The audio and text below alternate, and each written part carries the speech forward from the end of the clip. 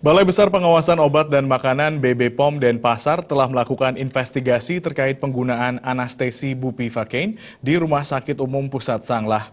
Penggunaan anestesi jenis ini diduga menimbulkan korban beberapa waktu lalu. Hal ini disampaikan Kepala BB POM Denpasar Endang Widowati. Kejadian yang tidak diinginkan terjadi terkait pemakaian anestesi bupivacain beberapa waktu lalu yang mengakibatkan meninggalnya pasien di RSUP Sanglah. Endang Widowati mengatakan, BB POM telah melakukan investigasi pada hari kejadian dan berlanjut selama beberapa hari.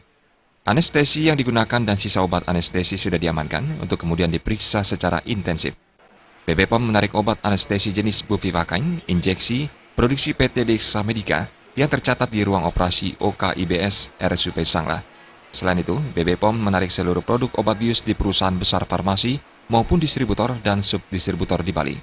Dari hasil pemeriksaan obat tersebut dari pengujian laboratorium, Endang Widowati menerangkan uji kimia telah selesai dilakukan di laboratorium dan hasilnya memenuhi syarat.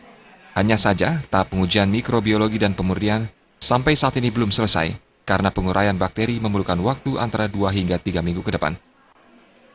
Hasil investigasi itu, obat kita turun tim waktu itu. Jadi kita turun duluan, Mbak. Jadi setelah tahu ada kasus, kita turun duluan.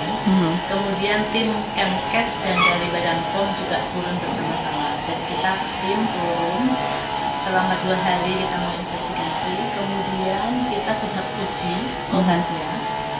Obatnya kita uji kimianya. Kalau kimianya memenuhi syarat dan kimianya kita uji selama 1 hari ini teman-teman ini di pengujian lembur. Alhamdulillah hasilnya memenuhi syarat. Hanya yang mikrobiologi itu belum selesai diuji. Karena apa? Karena mikro itu pertumbuhan bakteri. Bakteri tumbuh itu memerlukan waktu kira-kira 2 minggu. Sehingga kemungkinan mungkin nanti kalau sudah ada hasilnya nanti kita informasikan.